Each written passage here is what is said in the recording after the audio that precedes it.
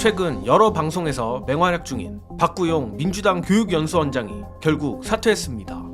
그런데 박구용 원장 사퇴의 배경엔 역시나 언론, 심지어 진보 언론도 결정타를 날린 것으로 보입니다.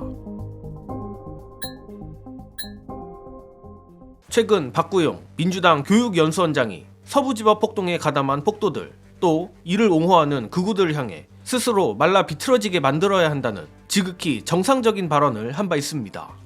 그러나 썩어빠진 언론들이 이를 부풀리고 과장하고 왜곡하여 억지 논란을 만들었고, 이에 안타깝게도 박구용 교수는 오늘 민주당 교육연수원장 자리 사퇴의 뜻을 밝혔습니다.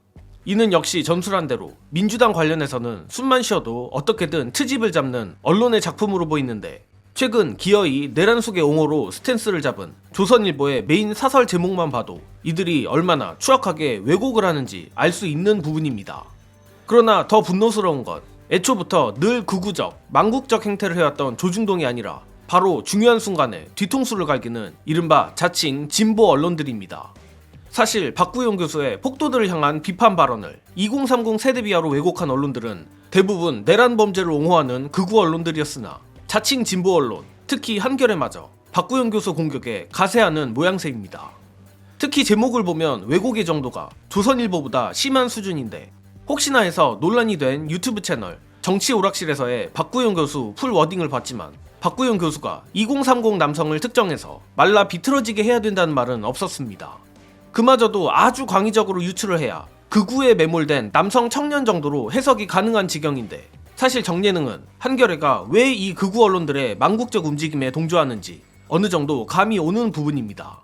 그 이유에 대해서는 영상 후반부에서 보다 구체적으로 말씀드리기로 하고, 일단 박구용 교수가 오늘 직접 밝힌 현재 언론과 국민의힘이 어떤 식으로 왜곡을 하여 나라를 망치고 있는지 영상으로 보시고 오겠습니다. 국민의힘과 홍민들과 왜 붙어버렸냐? 제가 보기에는 그들은 윤석열을 지금 옹호하는 건 아니에요. 자기들 이 폭도들의 사유를 연장시키려고 하는 겁니다. 그들이 계속 그런 생각을 할 수 있도록 기름을 부어주는 것이다. 그래야 선거에 가서 저들의 힘을 이용할 수 있으니까. 네. 그런데 문제는 뭐냐면 헌법 수호 세력들이 이들을 폭도, 폭민 또는 파시즘이라고 말하는 것 자체가 이미 사라졌어요. 지난 한 열흘 동안 제가 예를 들어서 서부지법에 난동을 벌인 폭민들, 그들을 적극적으로 동의하거나 인용하는 자들은 헌법 수호 세력이 함께하기 어렵다. 그들은 스스로 말라 비틀어지게 해야 된다. 이렇게 말했잖아요. 고립시켜야 된다. 다른 데서도 많이 했는데 최근에 저를 공격하는 게 뭐냐면, 제가 폭도라고 말하면 2030을 공격했다고 그래요. 제가 만약에 외로운 늑대들이 된 이들과 함께 할 수 없다 그러면 그들이 2030이라고 해요. 청년이라고 얘기해요. 저는 더불어민주당이 이 문제에 체계적으로 접근할 수 있는 정당 민주주의 체제가 돼 있나, 우리 정치 체계에 그런 기초가 다져져 있나, 다져져 있으면 제가 더불어민주당 교육연수원장으로서 계속 이들과 싸우려고 했어요. 근데 제가 보기에는 지금 현 상황에서 나는 폭도를 해야 된다고 보거든요. 지금 저 같은 철학자가. 근데 더불어민주당 교육연수원장으로서는 폭도로 하기 어려운 상황이 됐어요. 표를 잃게 될까 봐. 그렇죠. 사실 오늘자 박구용 교수에 대한 기사뿐 아니라 이미 어제만 해도 한겨레에서 억지로 점철된 기사가 나왔던 바 있습니다.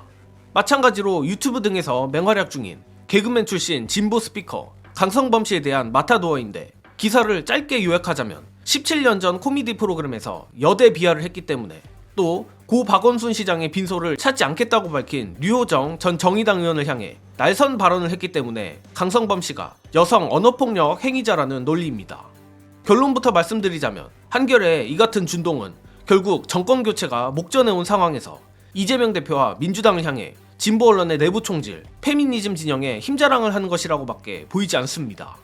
안 그래도 지난 대선 정의당 심상정을 비롯해 비교적 최근인 박지원까지 이른바 정치권 여성계의 밑바닥이 그대로 드러난 상황에서 중차대한 정권 교체가 코앞에 오니 이렇게라도 민주당을 협박해보겠다는 것입니다. 따라서 우리가 잊지 말아야 할 것은 결국 한겨레도 특정 집단의 이익을 대변하고 그 집단을 위해선 대한민국의 미래는 얼마든지 인질로 잡을 준비가 돼 있는 언론사라는 겁니다. 물론 저는 조중동에 비해 한겨레가 지극히 정상적인 언론이라고 확신합니다만, 외부의 공격보다 내부의 공격이 더 위험하다는 것은 두말할 필요가 없습니다. 또한 아직도 내란이 진압되지 않은 상황에서 지금은 호헌 세력이냐 내란 세력이냐 선택지는 두 가지밖에 없습니다. 고로 다시 말하지만 조중동 및 극우 언론들보다야 한겨레가 나은 언론이겠지만, 저들도 언제든지 자신들의 이익을 위해선 민주진영에 칼을 꽂고 내란 세력에게 능히 간접적으로나마 부역할 수도 있는 언론임을 잊지 말아야 할 것 같습니다. 이번 소식은 여기서 마치겠습니다. 시청해주신 여러분 감사합니다.